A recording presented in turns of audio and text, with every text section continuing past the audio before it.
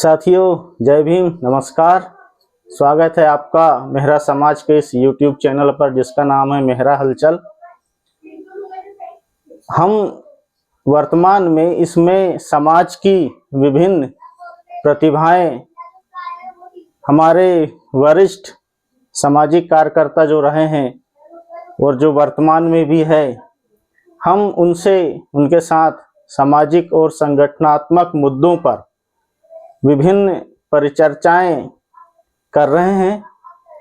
उनके अनुभव का हम लाभ ले सकें, इसलिए यह सीरीज हम चला रहे हैं ताकि वर्तमान पीढ़ी, आने वाली पीढ़ी इसका लाभ ले सके, उनका अनुभवों का, उनके संघर्षों का लाभ ले सकें। तो चलिए, इसी परिचर्चा में आज हमारे साथ है आदरणीय सुमित्रा डेहरिया जी, जो कि छिंदवाड़ा जिले के ही परासिया विधानसभा क्षेत्र कहिए, वहाँ के बड़कोई इकलेहरा ग्राम में इनका निवास है और शिक्षा के क्षेत्र में बात करें तो लेक्चरर काफ़ी वर्षों तक इन्होंने सेवाएं दी। उसके बाद प्रिंसिपल रही स्कूल में और प्रिंसिपल के पद से ही सेवानिवृत्त हुई। इनके समकक्ष की बात करें तो इनके समकक्ष में डेहरिया समाज की शायद 2 या 3 महिलाएं ही प्रिंसिपल के पद तक पहुंची थी उस समय, जो कि समाज के लिए एक अच्छी बात है, गर्व का विषय है। लेकिन 2-3 महिलाएं ही थी मात्र, तो ये भी थोड़ा सा उतना अच्छा नहीं कहा जा सकता, क्योंकि समाज में यदि पहले से ही महिलाओं को शिक्षा पर फोकस किया जाता तो शायद ये संख्या और भी ज़्यादा हो सकती थी। चलिए, इनसे बहुत सारे मुद्दों पर बात करेंगे हम। इनके शैक्षणिक संघर्षों को लेकर, नौकरी के संघर्षों को लेकर हमें काफ़ी अच्छी बातें सुनने को मिलेगी। मेहरा समाज के इस YouTube चैनल को आप सब्सक्राइब करके रखिए। चलिए, हम शुरुआत करते हैं। आदरणीय सुमित्रा डेहरिया जी, आपका स्वागत है मेहरा समाज के इस YouTube चैनल पर। सबसे पहले आपका संक्षिप्त परिचय हम जानना चाहेंगे। मैं सुमित्रा डेहरिया और मेरा जन्म जो है वो बड़कुई बस्ती के ग्राम एक छोटे से क्षेत्र में हुआ। बिल्कुल। और मेरे पिताजी WCL में कार्यरत थे और मेरी माता जो थी वो घर में गृहिणी थी। हम 4 बहन भाई हैं, जिसमें से सबसे बड़ी बहन मैं हूँ और मेरे एक भाई है, फिर उसके बाद बहन है और फिर छोटा भाई है। इस प्रकार से हम लोग 4 बहन भाई हैं और हमारी चारों बहन भाइयों की शिक्षा जो है वो बड़कुई के भोपाल स्कूल में हुई और मेरी हायर सेकेंडरी की शिक्षा जो है Badkui mission school higher secondary school से मैंने मैट्रिक पास किया। उसके बाद मैंने फिर ग्रेजुएशन परासिया पेंचवेली महाविद्यालय से किया। MA की डिग्री भी वहीं से प्राप्त की मैंने। इसके बाद में मैं MA प्रीवर्स में थी। सन 74 में मेरी मैरिज तो हो चुकी थी, लेकिन उसके बाद भी मुझे लगन थी पढ़ने की। तो इसलिए मैंने अपने ससुराल पक्ष में सहयोग करते हुए, सास ससुरों की सेवा करते हुए, परिवार को लेते हुए मैंने अपनी शिक्षा ग्रहण की और MA प्रीस वर्ष में थी। उसी समय पर मुझे एक पुत्र रत्न की प्राप्ति हुई और MA ही करते हुए मेरी सर्विस हायर सेकेंडरी रामवाड़ा स्कूल में उच्च श्रेणी शिक्षक के पद पर नौकरी मेरी लगी। तो जैसा हम बात करें तो लगभग कहना चाहिए आपकी प्राइमरी और मिडिल शिक्षा का मतलब कौन सा वर्ष कह सकते हैं हम? सन 65 में तो मैंने प्राइमरी 5वीं क्लास पास की, है ना। और 65 से 70 के दौरान की बात करें। हाँ, 65 से 70 के दौरान की बात करें तो जैसे उस दौरान में अपने समाज में महिलाओं को पढ़ाना यानी स्कूल भेजना बहुत कम देखने में आता था। हाँ, यानी मात्र 10-20% आप कह सकते हैं हाँ, कि हाँ, खासकर हाँ, लड़कियों को हाँ, स्कूल लड़कियों को, भेजना हाँ, बहुत कम लोग ही मतलब भेज पाते थे। जी जी और भेजने के साथ साथ में सबसे बड़ी बात क्या रहती है कि माँ बाप तो चाहते हैं जरूर, जी, मगर उससे ज्यादा हमारी स्वयं की इच्छा होना स्वयं चाहिए, की इच्छा होना चाहिए, है ना। बिल्कुल, मतलब पढ़ाई के क्षेत्र में कहिए, बिल्कुल या घर के काम के क्षेत्र में कहिए, जी, या व्यवहार के क्षेत्र में कहिए, हमारी स्वयं की जब इच्छा स्वयं होती की, हैगी जी, तभी हम किसी भी कार्य में आगे बढ़ सकते हैं, बिल्कुल, है ना। जी, नहीं तो जनरली क्या होता है, जब बेटियों की शादी हो जाती है जी, तो फिर एक मन में भाव आ जाता है, अब तो मेरी शादी हो गई है जी, और मुझे अपनी घर गृहस्थी ही संभालना है, बिल्कुल, तो वो एक पक्षी कार्य हो जाता है बिल्कुल, काम। अगर हम उस तरफ ध्यान न देते हुए, ध्यान तो हमको देना चाहिए, जी, उसके साथ साथ में हमको शिक्षा के क्षेत्र में भी आगे बढ़ना चाहिए, बिल्कुल, है ना। और जिससे क्या होता है कि ये शिक्षा जो है भविष्य में किसी के ऐसी नहीं जाती है, वो जी, किसी ना किसी वक्त काम आती है। बिल्कुल, अपने आगे का जो जीवन होता है, भले ही हमने सर्विस नहीं किया तो नहीं किया, जी, लेकिन हमारे बच्चों को तो हम पढ़ा लिखा सकते हैं। बिल्कुल, अगर हम बिल्कुल, शिक्षित हैं तो जी हम हाँ, उनको अच्छी शिक्षा दे सकते हैं जी, बच्चों जी, को।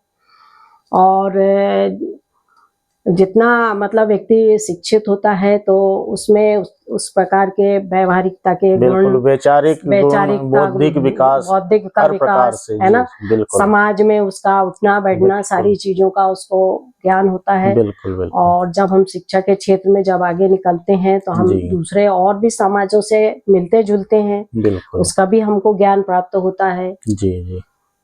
तो जैसे मैं उस दौरान की बात करूं, यानी 65 से 70 के आसपास की बात हाँ, करूं मैं, तो अब जैसे बचपन में तो शिक्षा कितनी महत्वपूर्ण है, हाँ, बच्चे तो खैर उस तरीके से नहीं जान पाते। हाँ, तो हो सकता है कि आपके पिताजी हाँ, या माताजी, हाँ, ये किसी ना किसी ने तो कुछ ऐसा सपोर्ट किया था कि बेटा आप पढ़ो, हाँ।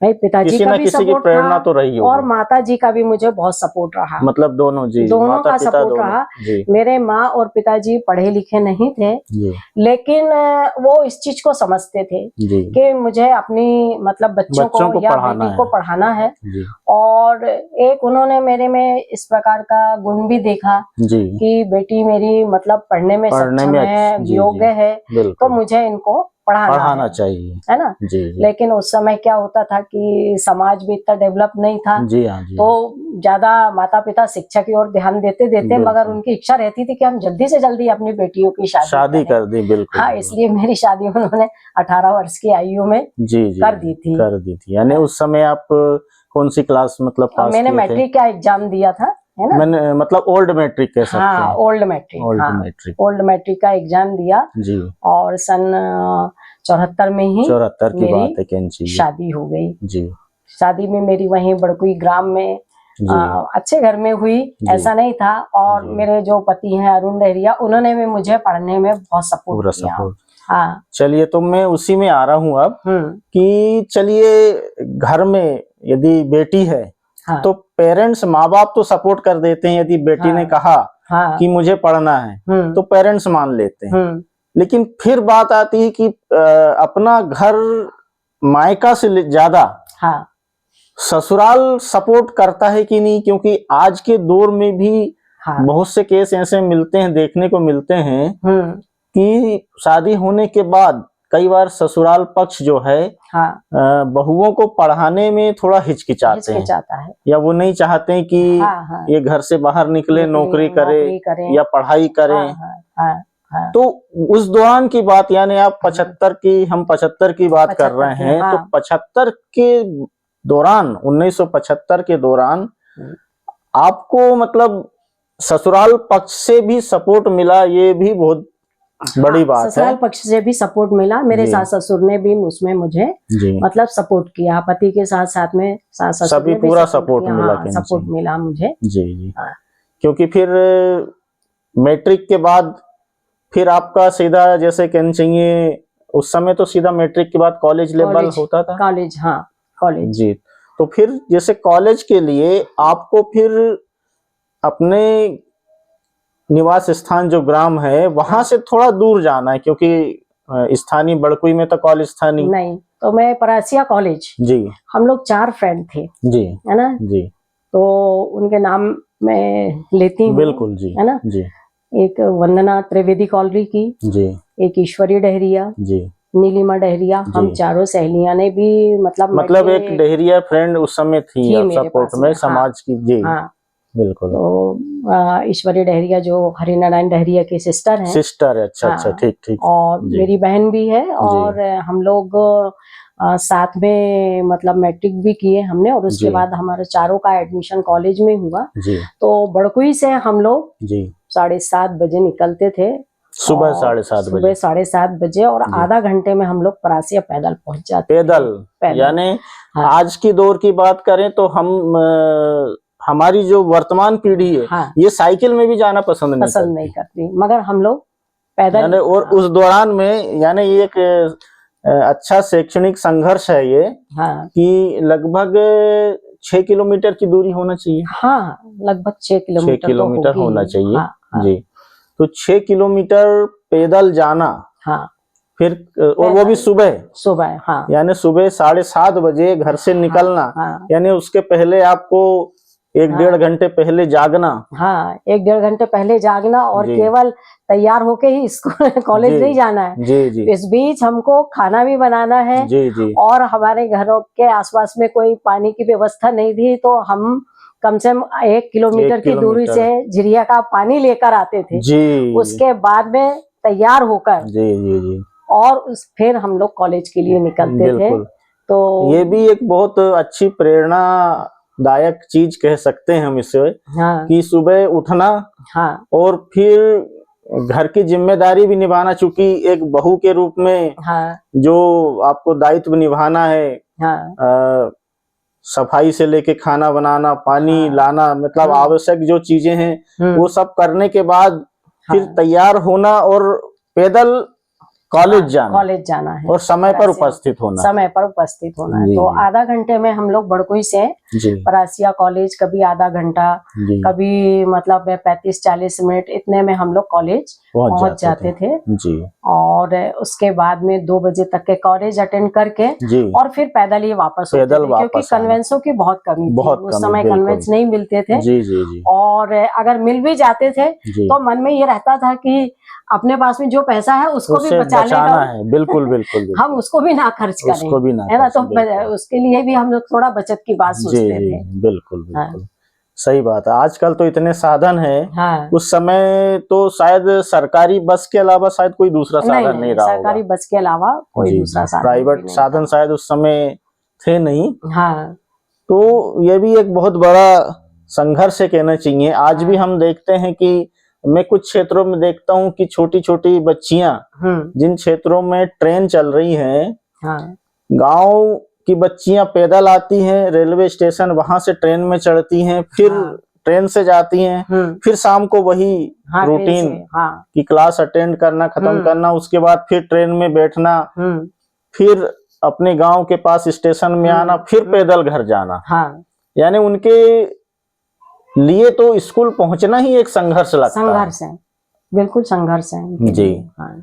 तो चलिए, आने वाले जो हमारे जो वर्तमान पीढ़ी जो बच्चियां हैं उनके लिए थोड़ा सा ये प्रेरणादायक रहेगा कि आपके दौरान जिन्होंने भी स्कूली शिक्षा ग्रहण की वो कितने संघर्ष पूर्ण तरीके से ग्रहण की।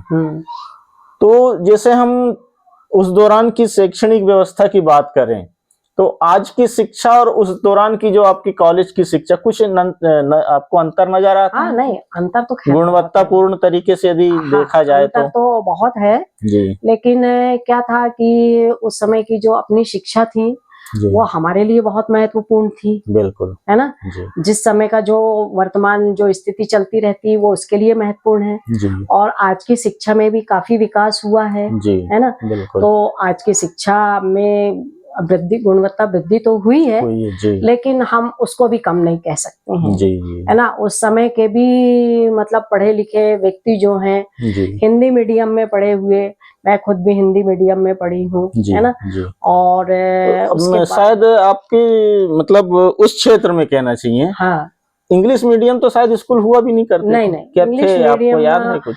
स्कूल तो थे जरूर, शायद लेकिन फ्लावरवेल स्कूल हाँ, एक था फ्लावरवेल क्या स्कूल स्कूल? था, हाँ लेकिन वो हम लोग निकल चुके थे, जी मतलब हम जी लोग कॉलेज में थे उस समय पर शायद फ्लावरवेल स्कूल खुला था, जी जी है जी। ना। अच्छा, तो हमने शिक्षा जो है हिंदी मीडियम में ही की है। लिया जी। और उसके बाद में क्या हुआ कि एमए करते हुए फिर मेरी सर्विस लग गई रानवाड़ा में। जी तो मैं प्रासिया में अपना पीरियड अटेंड करने के बाद एमए कर रही थी उस समय पर। जी जी। तो मैं रावणवाड़ा स्कूल भी पैदल ही जाती थी।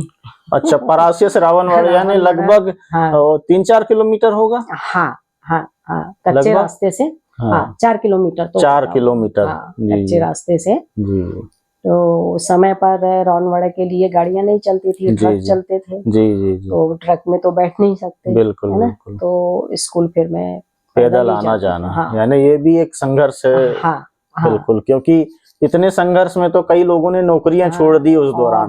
बेटा उस समय पर जी मेरा काफी छोटा था, जी 8-10 महीने का था। जी। तो उसको छोड़ के जाना मतलब, हाँ जी जी, मतलब ये कहिए कि ये आपको ससुराल की तरफ से पूरा सपोर्ट मिला कहीं चाहिए हाँ तब। ससुराल के तरफ से और मेरे बिल्कुल, माँ और पिताजी के तरफ से भी मुझे पूरा पूरा सपोर्ट सपोर्ट मिला है। जी और क्या रहता है कि ये काम सभी के सहयोग से होता बिल्कुल है बिल्कुल ना। बिल्कुल एक पहले अपनी अपनी इच्छा शक्ति हो, जी, इच्छा शक्ति हो, हाँ साथ में घर वालों का भी उतना सहयोग हो, जी, तभी मतलब हो तभी ये सकता चीज है, हो सकता हो है। सकती है। बिल्कुल। तो मैं एक चीज आपसे जानना चाहूंगा कि वर्तमान की स्थिति हम देखें तो आपके समय में साहित्यिक पुस्तकों को पढ़ने का बहुत चलन था, हाँ साहित्यिक पुस्तकों को लेकिन पढ़ने का वर्तमान चलन में साहित्यिक पुस्तकें लगभग समाप्त हो गई, समाप्त हो गई कहना समाप्त हो चाहिए। गई। इस बारे में आप क्या कहेंगे? मैं ये कहना चाहूंगी कि साहित्यिक किताबें जो हैं, है ना, जी आजकल लाइब्रेरी में वो बंद पड़ी है बंद पड़ी है ना। जी, मतलब कोई नहीं पढ़ना चाहता, कोई कोई नहीं ले जा पढ़ना ही नहीं चाहता, रहा हाँ है ले जा ही नहीं रहा है जी उसको। और सबसे बड़ी बात तो क्या है कि आज का जो मोबाइल का जो युग आ गया है, वैज्ञानिक को कितना आगे बढ़ गया है जी कि साहित्य तो एक तरफ रह गया है और मोबाइल पे ही लोग सारा अपना काम करने लगे जी हैं। जी जी और जैसे अपने क्या कहना चाहिए, जो पुराने साहित्यकार जो हैं जी उनमें से एक नाम लेना चाहूंगी मैं, जी मुंशी प्रेमचंद। जी जी अगर आप उनके उपन्यास पढ़ेंगे तो बिल्कुल आपको बहुत सारी ऐसी चीजें उसमें मिलेंगी, जी, लेकिन वो भी नाम जो है वो एक प्रकार से दब सा गया दब सा गया जी, है ना। जी और कहना चाहिए आपने तो बहुत काम किया है बाबा अम्बेडकर के क्षेत्र में। जी जी तो आज थोड़ा अब उनका मतलब कहना चाहिए लोग जान रहे हैं, जान रहे उस हैं, चीज को पहचान रहे हैं। बिल्कुल बिल्कुल तो हमारे बीच में ऐसी जो हस्तियां हैं, जो साहित्यकार हैं जी और भी जो बड़ी हस्तियां हैं, अगर हम उन साहित्यों को उठा के देखें जी तो इतिहास पढ़ना तो वैसे बहुत जरूरी बिल्कुल है ना। बिल्कुल, लेकिन आज इतिहास कोई नहीं पढ़ना चाहता हाँ, बिल्कुल, इतिहास नहीं पढ़ना चाहता है। वो सोचता है कि पका पकाया खाना बिल्कुल है, बिल्कुल उसको हम खा लें, बिल्कुल बिल्कुल। है ना। जैसे मैं अभी वर्तमान की बात करूं, एक बहुत ख्याति प्राप्त, मुझे नाम तो याद नहीं आ रहा, लेकिन उन्होंने कहा था कि आपने भले ही इंजीनियरिंग किया हो हाँ या किसी भी क्षेत्र से आपने शिक्षा लिया हो, लेकिन उसके बाद भी आप सामाजिक विज्ञान और इतिहास को अवश्य पढ़ें। हाँ क्योंकि हाँ, जो बौद्धिक क्षमता का जो विकास होता है वो शायद उसकी सीढ़ी वहीं से शुरू होती है, वहीं से शुरू होती है। जी देखिए अपना जो सामाजिक विज्ञान होता है जी उसमें हमको 4 विषय मिलते हैं, जी है ना। जी, उन 4 आपका शायद मास्टर उसी में था। हाँ मेरा उसी में ही है जी, मास्टर एक समाज, हाँ एक इतिहास में हाँ जी, और ग्रेजुएशन के मेरे जो सब्जेक्ट थे वो सोशलॉजी थे जी और अपने एक होम साइंस भी था मेरा, जी है ना। और अपना पॉलिटिकल साइंस वगैरह, इकोनॉमिक्स तो मेरा सब्जेक्ट नहीं था, लेकिन मेरा ज्योग्राफी था जी। और मेरा सिलेक्शन भी ज्योग्राफी के लिए ही हुआ था। पहले अच्छा। स्पेशल सब्जेक्ट हुआ करते थे, जी जी है ना, तो जी, ज्योग्राफी के लिए ही मेरा सिलेक्शन हुआ था। बिल्कुल। तो चलिए हम बात कर रहे थे कि साहित्य को पढ़ना कितना जरूरी है। जैसे मैं अपना भी बताऊं कि मैंने पॉलिटेक्निक किया। पॉलिटेक्निक तो एक अलग सब्जेक्ट हो गया टोटल इंजीनियरिंग का। और फिर मुझे लगा कि चलिए एजुकेशन बढ़ाने के लिए ग्रेजुएशन करते हैं। तो मैंने सोचा बीए सबसे आसान सब्जेक्ट है। मैंने उसको लिया और मुझे लगा कि चलिए 20 क्वेश्चन लाते हैं और पास ही तो होना है। 20 क्वेश्चन लाया भी, लेकिन मुझे एक 20 क्वेश्चन एक सब्जेक्ट की नहीं मिल पाई। तब मैंने सोचा अब क्या किया जाए, कुछ थोड़ा बहुत तो पढ़ना है। तो मैंने एक बुक, उसकी बुक मिली मुझे, बुक लाया मैं जब उस बुक को पढ़ा तो मुझे बाद में एहसास हुआ कि यार मैंने इंजीनियरिंग गलत लाइन में चला गया था मैं। अच्छा। जो मेरा इंटरेस्टेड सब्जेक्ट होना था वो आर्ट्स होना था, मुझे आर्ट्स से पढ़ना था। और आर्ट्स को समाज में उतने सम्मानजनक सब्जेक्ट के रूप में नहीं देखते लोग। यानी आर्ट्स को सम्मानजनक रूप में नहीं देखते। यानी मैं अपने दौरान की भी बात करूं तो उस दौरान में इंजीनियरिंग क्षेत्र, मतलब किसी ने यदि उस क्षेत्र में गया तो बोले अरे वाह पढ़ने वाला बहुत अच्छा होगा इसलिए वहां गया। किसी ने इंजीनियरिंग कर लिया ने बहुत बड़ी बात हो गई। अब तो खैर वर्तमान में उतनी वैल्यू कम हो गई है बहुत इसकी, लेकिन उस दौरान बहुत वैल्यू थी। लेकिन जब मैंने उसको पढ़ा तो मुझे लगा कि यार ये तो इतना यूजफुल सब्जेक्ट है जिसका उपयोग आपको पूरे आपके जीवन भर आना है इसको। वो तो पूरे जीवन भर का सब्जेक्ट है। क्योंकि यदि आपने ये पढ़ लिया तो आपका बौद्धिक विकास कहिए, वैचारिक विकास कहिए, वो हर क्षेत्र में आपको बहुत सपोर्ट करेगा। तो चलिए हम फिर से साहित्य के उसमें आते हैं। साहित्य का चलन लगभग अभी धीरे धीरे समाप्त हो गया, नगण्य ही कहिए। तो क्या कह सकते हैं हम साहित्य को लेके कि कितना जरूरी है साहित्य को पढ़ना? क्योंकि साहित्य का मैंने देखा हूं, अभी जैसे मैं बाबा साहब की पुस्तकें पढ़ता हूं कभी कभी जब मुझे समय मिलता है, तो उनकी पुस्तकों में यानी पहली दूसरी शताब्दी से लेके जो उन्होंने समीक्षा की है 19वीं शताब्दी, 18वीं 19वीं शताब्दी तक, वो इतनी बेहतरीन समीक्षाएं हैं कि अच्छे से अच्छा विद्वान भी उसको एक पुस्तक के रूप में नहीं ला पाया। यदि उनकी पुस्तकें, कुछ पुस्तकों को आप पढ़ेंगे, वो पूरा समाज के क्षेत्र की पूरी समीक्षाएं उन्होंने बहुत अच्छी तरीके से संक्षिप्त के रूप में पेश किया है। और हमारे समय की हम 70-80 के दशक की बात करें तो उस समय बाबा साहब की पुस्तकें, साहित्य आम नहीं हुआ करती थी, आज भी नहीं है। आज भी हम जैसे हमारे छिंदवाड़ा जिले के बुक स्टोर में यदि ढूंढने जाएं तो मुश्किल से कोई एकाध बुक स्टोर में कोई बाबा साहब की कोई एक पुस्तक यदि मिल जाए धोखे से तो, नहीं तो नहीं मिलेगी।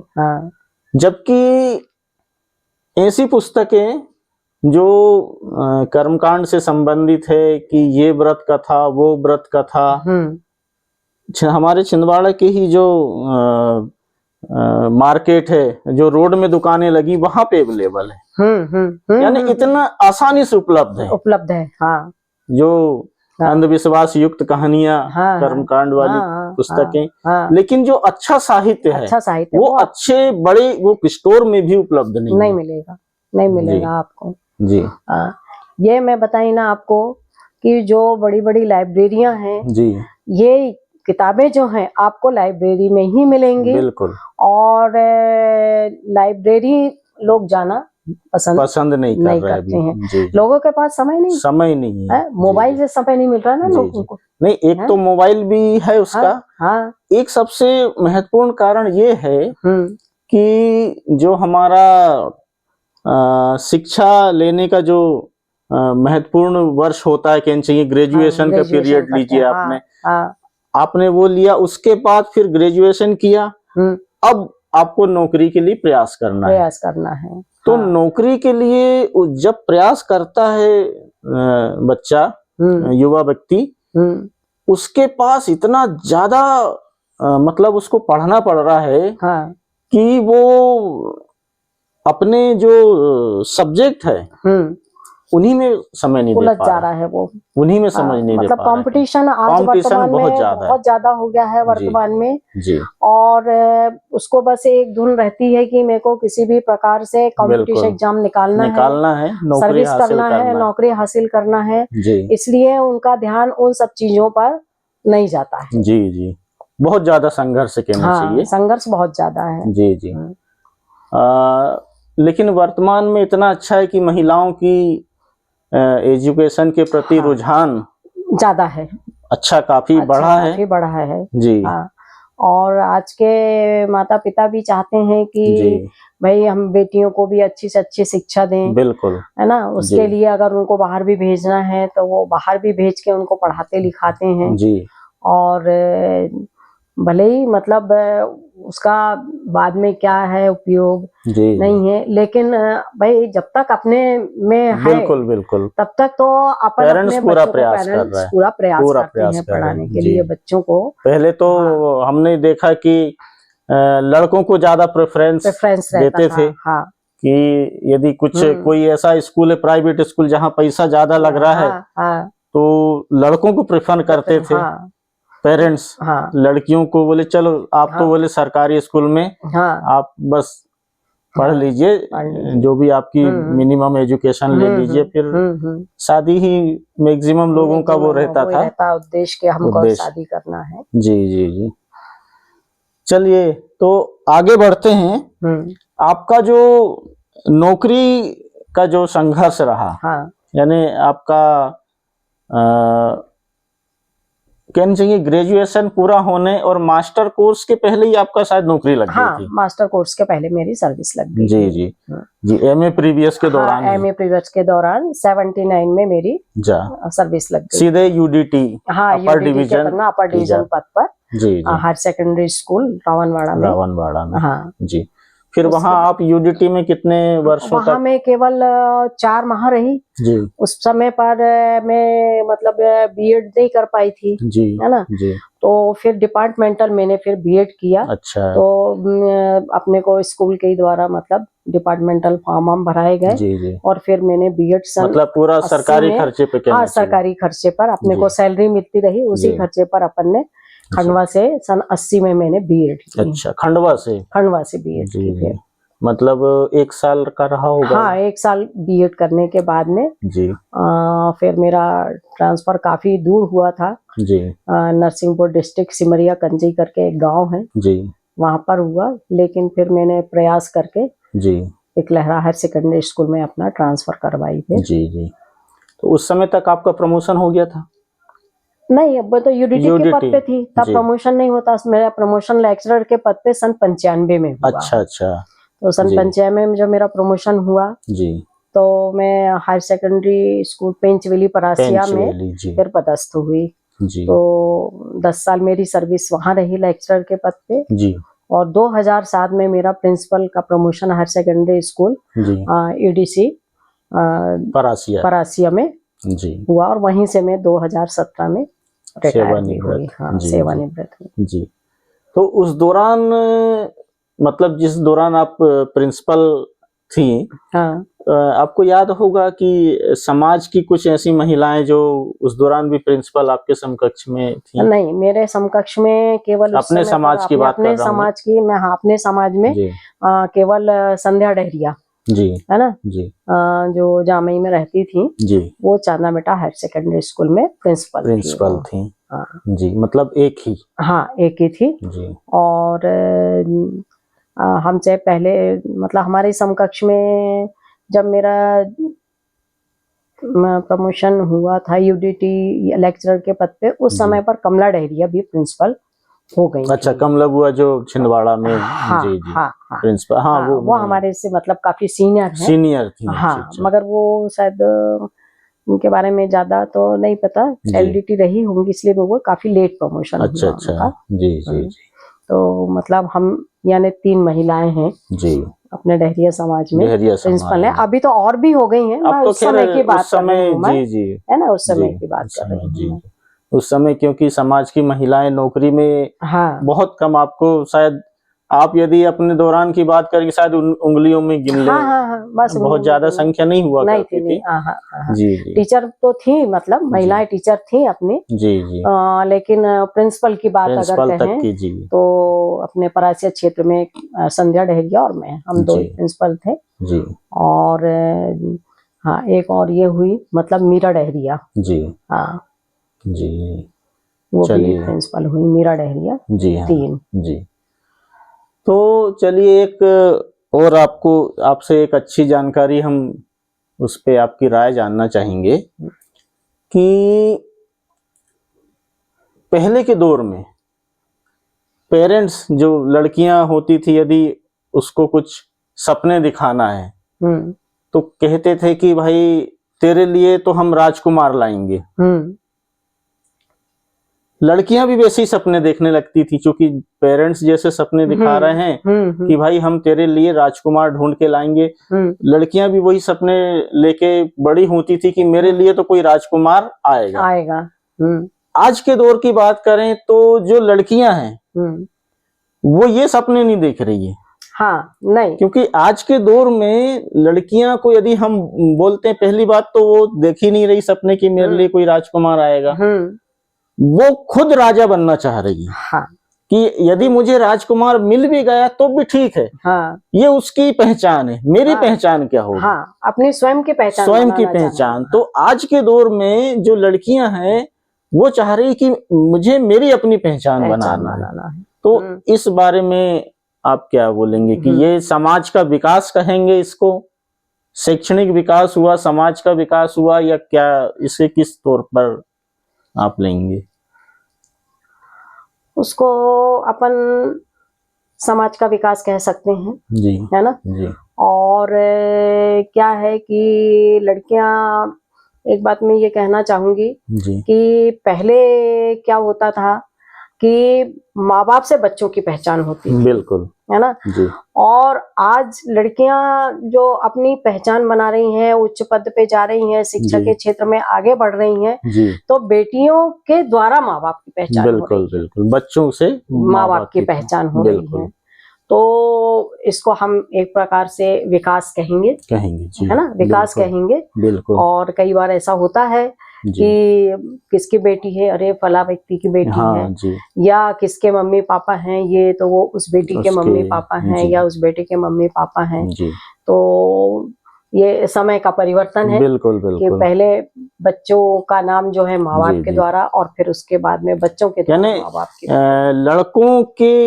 लड़कों के नाम से या उनके प्रोग्रेस से, हाँ, पेरेंट्स के नाम तो लिए जाते थे, लेकिन लड़कियों के प्रोग्रेस से हाँ, उनके माता पिता का नाम जुड़ा लिया हो, जा रहा है। ये समय अब हम देख रहे हैं, ये समय हम देख रहे हैं। हाँ। जी जी। लेकिन चलिए, इसी से संबंधित एक और अच्छी चीज मैं आपके विचार में जानना चाहूंगा।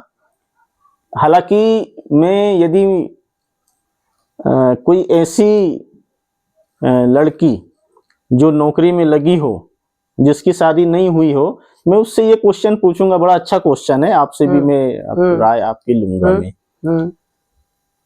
समाज में जैसे एक परिवार, जिस परिवार में कोई एक मतलब हस्बैंड या वाइफ, दोनों में से कोई एक भी सरकारी जॉब में हो, तो समाज में उसको अच्छी नजर से एक अच्छी पहचान मिल जाती है। चाहे पुरुष जॉब में हो, सरकारी नौकरी की बात कर रहा हूं मैं, या महिला हो। अब चूंकि सरकारी नौकरियां तो घट रही हैं, अब हम यदि देखें पुरुष प्रधान समाज में, यदि देखें तो पुरुषों ने बहुत सारे जो अच्छे जॉब में हैं, एजुकेशन लिए अच्छे जॉब में अधिकारी भी, हाँ, क्लास 1 अधिकारी भी बन गए। हाँ, लेकिन उनके दौर में जब ऐसा हुआ कि उनके पेरेंट्स ने जिस लड़की से उनकी शादी कर दी, पता चल रहा हो जिसको उन्होंने पेरेंट्स ने पसंद किया वो बिल्कुल अनपढ़ है, यानी पढ़ी लिखी नहीं है, लेकिन उन्होंने एक्सेप्ट कर लिया और पूरा अपना जीवन निर्वाह किया। आज के दौर में ऐसा देखने को मिल रहा है कि एक पुरुष एक निरक्षर लड़की से शादी करके पूरा अपना जीवन जी लेता है, उसे एक्सेप्ट कर लेता है।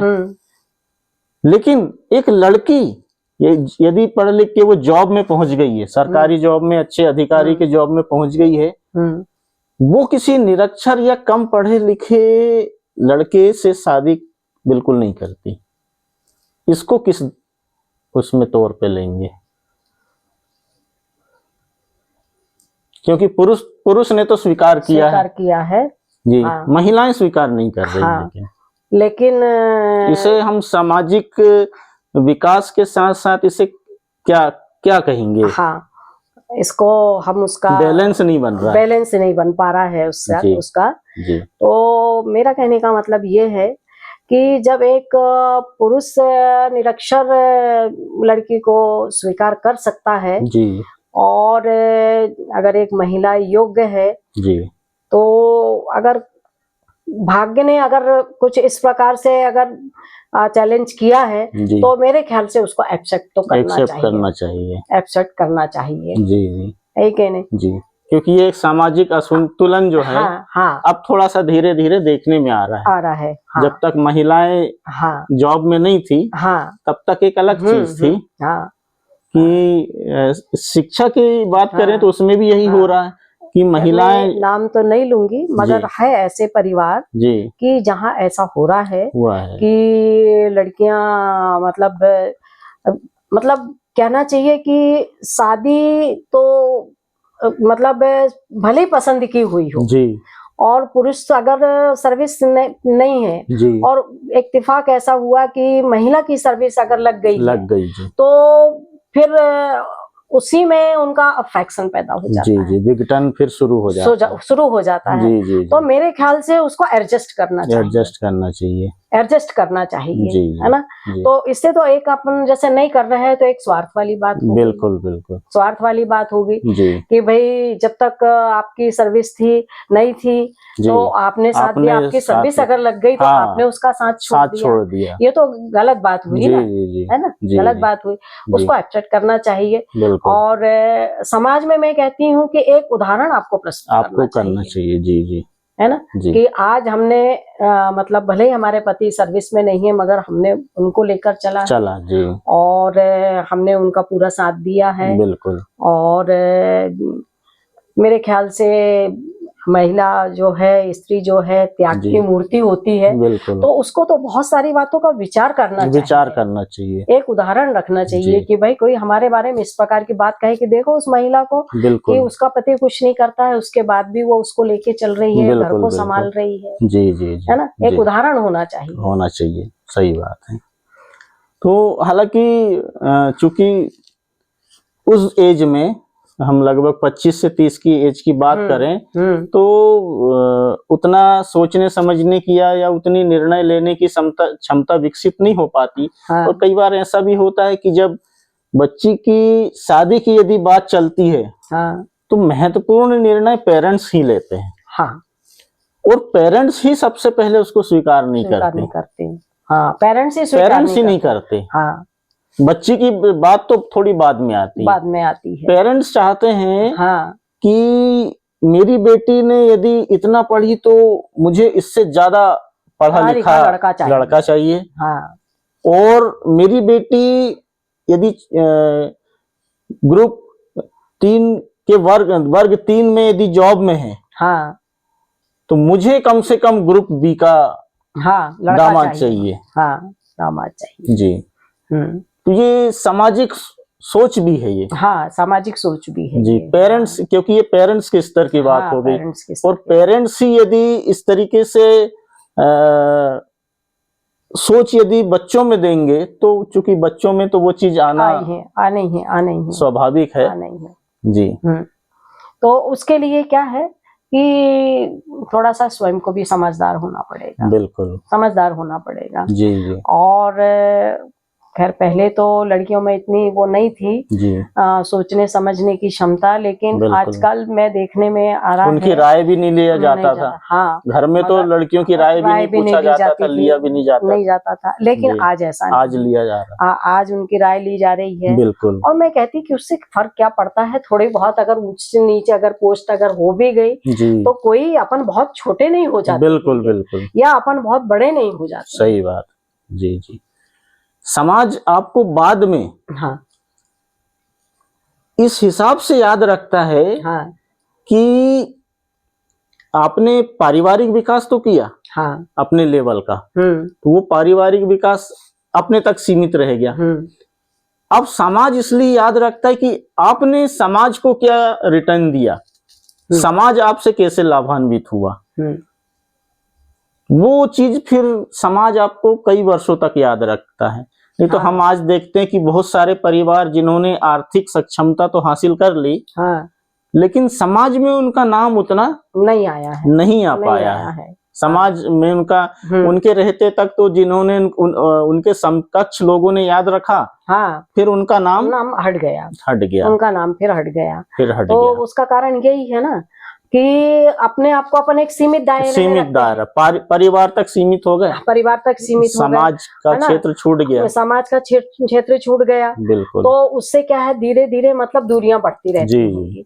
उसके लिए एक यही है कि आज तो अपने समाज का काफी विकास हो रहा है ना, बैठकें हो रही हैं, कई बातों की चर्चा हो रही है, आपके पास समय है, आप हर मतलब मीटिंग में नहीं जाते हैं, तो कुछ में जाके अपना समय दीजिए, कुछ अपने भी विचार प्रस्तुत कीजिए। तो उससे क्या होता है कि अपनी पहचान भी बनी हुई होती है, और आपके विचार अगर कुछ आए समझ में, तो आपके विचारों पे भी मतलब विचार किया जाएगा कि हाँ भाई, व्यक्ति ने इस प्रकार से कहा है तो अपने को ऐसा करना चाहिए। बिल्कुल बिल्कुल, क्योंकि सामाजिक विकास के लिए चर्चाएं बहुत आवश्यक हैं। चर्चाएं बहुत आवश्यक हैं। चर्चाएं होती है तो समाज कैसे आगे बढ़ेगा, कैसे बौद्धिक विकास हो, राजनीतिक विकास हो। आज वर्तमान में बहुत सहयोग मिल रहा है जी।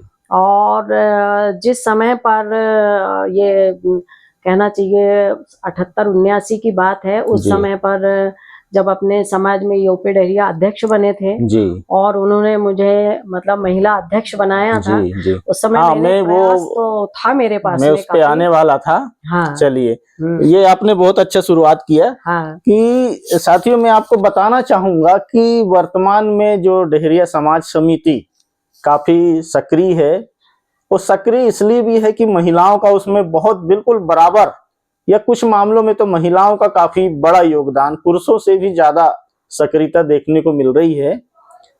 लेकिन लोगों को शायद ये जानकारी नहीं है, डहरिया समाज समिति की प्रथम महिला अध्यक्ष आदरणीय सुमित्रा दीदी थी। और ये किस दौरान की बात कर रहे हैं हम, यानी कौन से सन? ये 81-82 यानी जिस समय इकलेहरा वाले आदरणीय ओपी डहरिया जी अध्यक्ष बने थे जी। तो बलराम डहरिया थे उनके चाचा, वहां पर बैठक हुई जी, और बैठक में काफी लोग थे। बिल्कुल। तो मुझे उन्होंने प्रथम महिला अध्यक्ष बनाया, और पुष्पा डहरिया उनकी मिसेज जो थी वो उपाध्यक्ष थी। और मेरे पास में काफी मटेरियल भी था, सारे मेरे पैड और कहना चाहिए कि लेटर पैड वगैरह थे, सील वील सब बन गई थी। इत्तेफाक ऐसा हुआ कि वो चोरी हो गई, नहीं तो आज भी मैं उसको संभाल के रखती, आज भी मैं उसको संभाल कर रखती। बिल्कुल। तो उस समय पर मेरा काफी प्रयास रहा कि मैंने बोली चलो, मैं बहुत अच्छी जगह में आई हूँ। उस समय पर अपना डहरिया समाज का इकलेहरा काफी अच्छा गढ़ कहलाता था। बिल्कुल, गढ़ था, बड़कुई और इकलेहरा। बिल्कुल। तो काफी सामाजिक लोग थे, जी। तो मेरे मन में भी एक आया। यानी जिला समिति पूरी इकलहरा में थी उस दौरान? हाँ, जी। जिला समिति पूरी इकलहरा में थी। जी। और चुनाव जो हुए थे, ओपी डहरिया जो बने थे, जी। तो वो कोई ऐसे 4 लोगों के बीच में नहीं हुआ। अच्छा। उस समय पर काफी बड़ा मतलब कहना चाहिए चुनाव, पूरे जी। रात भर का कार्यक्रम था रात उस भर समय का? पर। अच्छा। और छोटे से छोटे गांव से लोग मतलब आए थे। बिल्कुल। आप उनसे पूछना, अपने जी। क्या कहते हैं, तीरथ प्रसाद डहरिया हाँ, मैं मामा जी उनसे हमारे, चर्चा किए थे। और जी, दिलीप जी, जी। डहरिया, जी। उनसे आप पूछिए, बिल्कुल, तो बिल्कुल। वो आपको बताएंगे। वो लोग भी गए हुए थे उसमें। जी, जी। तो उस समय पर रात भर चर्चाएं हुई उस जी। पे, खाना पीना सारी बातें। बिल्कुल। और ओपी डहरिया ने भी काफी अच्छा काम किया उसमें। जी। और मेरे को भी उन्होंने कहा भाई कि आपको करना है। बिल्कुल। तो उस समय पर तो मैंने काफी जोड़ने की कोशिश की, जी। लेकिन मुझे जो सहयोग मिलना चाहिए था वो सहयोग मुझे नहीं मिल हाँ। पाया। नहीं, उस समय महिलाओं हाँ। को घर से बाहर निकलना, हाँ, इसकी नहीं, आजादी हर परिवार हाँ, में तो नहीं उस समय हुआ पर करती। मेरी सर्विस भी वहीं पर थी। जी। सन 80 में, 81-82 में सर्विस भी वहीं पर थी। बिल्कुल। तो मैं कुछ घरों में गई भी, जी। चर्चाएं भी की उनसे। जी। तो जी। लोगों ने यही कहा कि अरे वो सब होते रहता है, लेकिन कुछ नहीं होता है। हाँ। वो होता है जरूर कहते हैं, हाँ। मगर कुछ नहीं होता है। जी, जी। हमने कहा चलो ठीक है। तो उस समय तक भी पुरुष प्रधान समाज हाँ, था। हाँ, हाँ। जी, जी। तो 2-3 साल तो मैंने मतलब लोकली में काम की। आगे अब बहुत ज्यादा तो नहीं बढ़ पाए हम, बिल्कुल। क्योंकि उस समय पर अब नौकरी भी थी, बच्चे जी। भी थे साथ में। बिल्कुल, बिल्कुल। तो घर परिवार को देखना है, नौकरी भी करना है ना। हाँ, बिल्कुल। तो अच्छा, संसाधन भी नहीं थे? हाँ, संसाधन भी नहीं थे सूचना के उतने। संसाधन उतना हाँ, परिपक्व नहीं थे। हाँ, परिपक्व भी आज नहीं तो था। ऐसा है हाँ, कि एक ग्रुप बनाइए व्हाट्सएप का, उसमें हाँ, एक मैसेज डालिए, तो सारे लोगों सभी को लोगों को पता चल है कि जाता है कहाँ क्या हो गया कहाँ है। करके। उस दौरान तो ऐसा हाँ। है कि यदि आपको अपने ही गांव में किसी को सूचना देना है, तो हाँ, एक व्यक्ति को पहुंचाना पड़ेगा, जी। तब आप सूचना दे सकते हैं। बिल्कुल।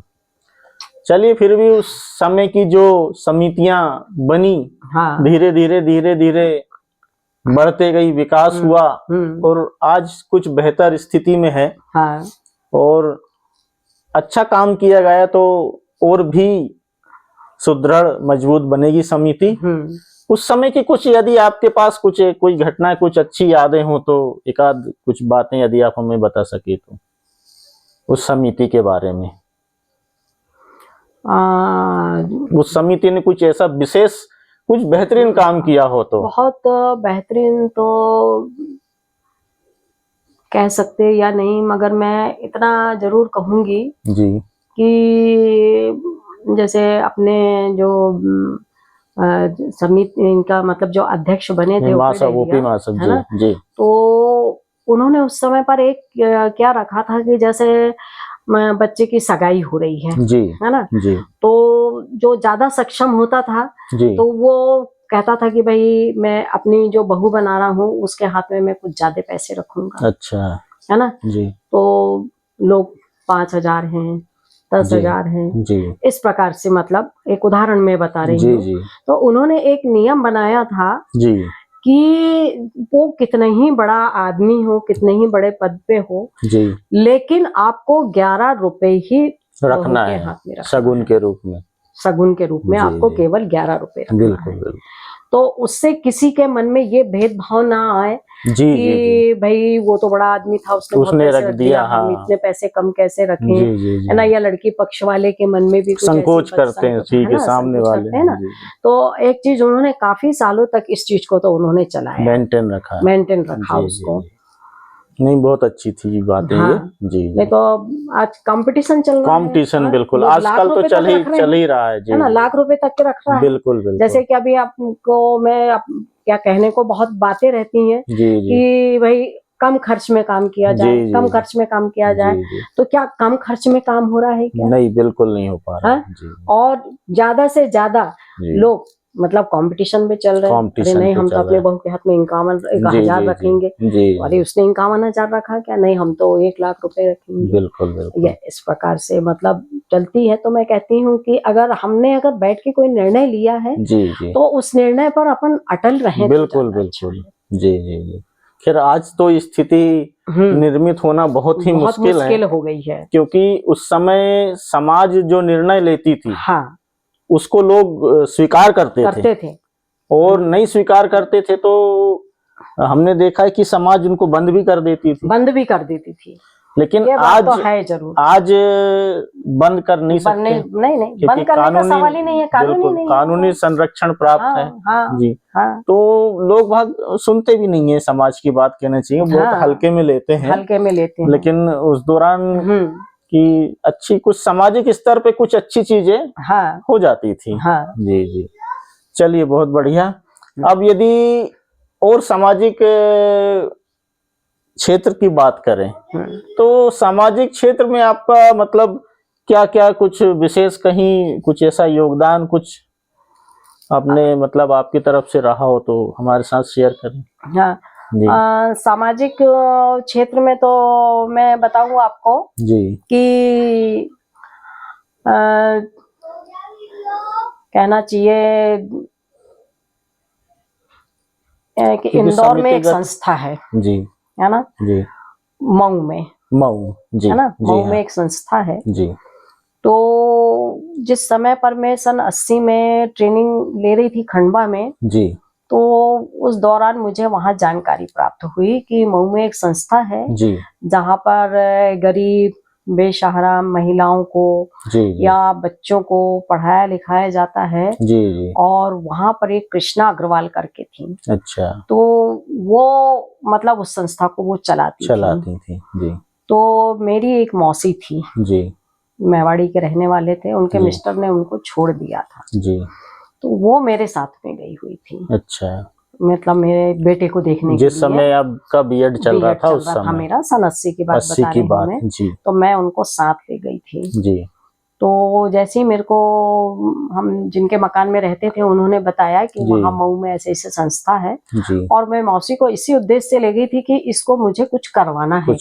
अपने पैरों पर खड़ा करवाना है करके। जी, तो मैंने मतलब मेरे साथ में वो 3 महीने रही, सितंबर महीने में मुझे जानकारी मिली, जी, तो मैं खुद अकेली इंदौर गई, जी, और जाकर उस संस्था के बारे में मैंने पूरा पता लगाया, जी, और उसके बाद में फिर मैंने अपनी मौसी की पूरी तैयारी करके और उसको वहां भेजी पढ़ने के लिए, जी, है ना। जी, वो 5वीं तक पढ़ी हुई थी। जी, उसने फिर, मैं तो ट्रेनिंग करके वापस लौट गई, मैंने बोली मैं ट्रेनिंग करके वापस लौट जाऊंगी, जी, और भाई तुम्हारा जीवन अगर बनता है तो बनाती हूँ, मैंने बोली अब उसको अपन थोड़ी खराब करेंगे। जी, जी, जी, तो मैंने उसको फिर वहां भेजी, और उसने बढ़िया वहां पर 11वीं की, जी, और 11वीं के बाद वो उसी संस्था में नौकरी करने लगी। अच्छा, उसकी एक बेटी थी, जी, वो अपने भाई के पास छोड़कर गई थी, जी, तो उसने अपनी बेटी को लेकर गई, तो वो बेटी भी वहां पर पढ़ी लिखी, और आज वो इंदौर में रहती है, और वो लड़की भी वही इंदौर में सर्विस करती है। बहुत बढ़िया। और उसके बाद में कुछ लोगों को ऐसी जानकारी हुई कि मतलब दीदी के परिचय में कहीं इंदौर में कोई संस्था है, वहां पढ़ाया जा रहा है, मतलब परित्यक्त महिलाएं हैं, गरीब हैं, बेसहारा है, बिल्कुल। तो कुछ लोगों ने अपने बड़कुई में मुझसे संपर्क किया, और यहाँ से भी 4-5 लड़कियां गई फिर वहां पर पढ़ने के लिए। तो वो लड़कियां भी वहां से मतलब पढ़ लिख के जी, हाँ, अपने पैरों पर खड़ी, हाँ, अपने पैरों पर वो खड़ी हुई। कुछ तो खड़ी हो गई, कुछ की शादियां भी हो गई, जी, जी, है ना। जी, क्योंकि पढ़ना लिखना भी एक योग्यता है, हाँ, योग्यता है, बहुत बड़ी योग्यता कहना चाहिए, खासकर लड़कियों के लिए, क्योंकि अब कोई भी परिवार जो शादी के लिए लड़कियां देखने जाता है वो सबसे पहले एजुकेशन पूछता है, भले ही नौकरी तो अलग चीज है, सबसे पहले एजुकेशन पूछता है, एजुकेशन पूछता है। एजुकेशन भी यदि ले लिए तो बहुत बड़ी चीज है। भाई आज के वर्तमान युग में लोग क्या कहते हैं, हमको बी लड़की चाहिए, जी, लड़का हमारा बी है, बी लड़की चाहिए, जी, भले ही वो अपना घरेलू काम कर, हाँ, लेकिन उनको बी लड़की, बिल्कुल, जी, जी। तो इस प्रकार से क्या है कि एजुकेशन को बहुत अधिक प्राथमिकता, बिल्कुल, महत्व मिल रहा है, जी, बहुत बढ़िया। चलिए, बहुत सारी सामाजिक चर्चाएं हुई, और भी यदि कोई अच्छी चीज कोई आप हमसे शेयर करना चाहें अंत में, तो एक चीज और आपसे पूछना चाहूंगा मैं कि आपने आदरणीय ओपी डेहरिया जी का कार्यकाल देखा, उस समय की समिति और आज की समिति, इसको किस रूप में लेते हैं आप? देखिए, उस समय की जो समिति थी, जी, है ना, जी, तो उन्होंने अपने स्तर पर उस समय पर काम किया, बेहतर करने की कोशिश की, बेहतर करने की कोशिश की, सीमित संसाधनों में, सीमित संसाधनों में बेहतर करने की कोशिश की, क्योंकि वो चीज तो खैर मैं भूल नहीं पाऊंगी, जी, है ना। और क्योंकि उस समय तो 1 रुपए भी यदि आप चंदा मांगेंगे तो समाज के लिए बड़ी चीज थी, परिवार के लिए बड़ी चीज जाके, और उन्होंने बैठकें की, और काफी उन्होंने भी मतलब इन सब चीजों के लिए जो आज वर्तमान में चल रहा है, ये चर्चाएं उस समय से थी कि चिकट प्रथा बंद की जाए, छोटे मोटे जो कार्यक्रम होते हैं, कथा वार्ताएं होती हैं, इसमें भी मतलब लेन देन बंद किया जाए, है ना। ये इसमें तो बिल्कुल टोटल बंद ही कर दिया जाए धार्मिक कार्यक्रमों में। बिल्कुल। और अपन जैसे कहें कि अब छोटे कार्यक्रम में अगर हम बंद करते हैं जी, तो अपने आप बंद हो जाएगा, धीरे धीरे बंद होगा। और हम ही अगर लेकर जा रहे हैंगे तो सामने वाला आदमी सोचेगा कि भाई उसने लाया तो मुझे रिटर्न करना ही है। बिल्कुल। तो कई बार क्या होता हैगा कि इसमें जो सक्षम परिवार नहीं होता है जी, तो वो कार्यक्रम में नहीं जाता, जी, बोलता है कि अरे हमारी व्यवस्था नहीं है, मेरे पास व्यवस्था नहीं, बिल्कुल सही बात। और आज भी जो समिति काम कर रही है तो वो आज वर्तमान युग के हिसाब से वो भी अपने स्तर पर अच्छा कार्य कर रही है। बिल्कुल। उस समय भी कार्य अच्छा हुआ है जी, तो वो धीरे धीरे वही सब प्रथाएं, वही प्रोग्रेस जो है, बिल्कुल चली आ रही है। जी, चलिए, बहुत बढ़िया। तो साथियों, हमने काफी चर्चाएं की। आदरणीय सुमित्रा डेहरिया जी भूतपूर्व प्रिंसिपल रह चुकी हैं। ये इनकी शैक्षणिक संघर्ष बहुत ही प्रेरणादायक रहा है। तो चलिए हम इस चर्चा को यहीं पर समाप्त करते हैं। नमस्कार, धन्यवाद।